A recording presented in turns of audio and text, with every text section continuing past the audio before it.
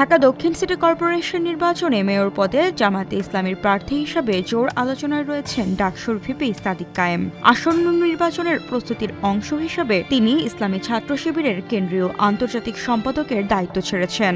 সোমবার বিকেলে সামাজিক যোগাযোগ মাধ্যম ফেসবুকে এক পোস্টের মাধ্যমে ছাত্র শিবির থেকে আনুষ্ঠানিক বিদায় নেওয়ার কথা জানান সাদিক কায়েম। শিবিরের সঙ্গে কাটানো সময়কে জীবনের সবচেয়ে সুন্দর ও ফলপ্রসূ অধ্যায় উল্লেখ করে সংগঠনের প্রতি কৃতজ্ঞতা প্রকাশ করেন তিনি।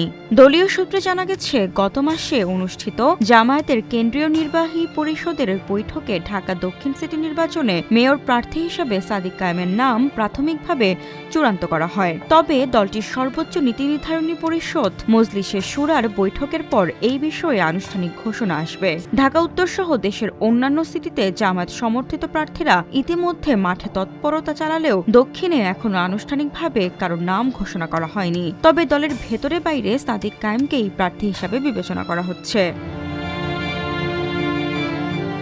গত বছরের 14 ডিসেম্বর ডাকসুর ভিপি হিসেবে দায়িত্ব নেন সাদিক কায়েম। নিয়ম অনুযায়ী আগামী সেপ্টেম্বর এবং বিশেষ প্রয়োজনে ডিসেম্বর পর্যন্ত তার ভিপি পদের মেয়াদ রয়েছে। মেয়াদ শেষ হওয়ার আগেই কেন তিনি শিবির ছাড়ছেন এমন প্রশ্নে নাম প্রকাশ না করার শর্তে সংগঠনটির এক সিনিয়র নেতা জানান, শিবিরের স্বাভাবিক সাংগঠনিক প্রক্রিয়ার অংশ হিসেবেই এই বিদায়। যারা ছাত্র রাজনীতি শেষ করে পেশা জীবন বা জাতীয় রাজনীতিতে প্রবেশ করতে চান, বছরের মাঝামাঝি সময়ে তাদের এভাবে বিদায় দেওয়া হয়।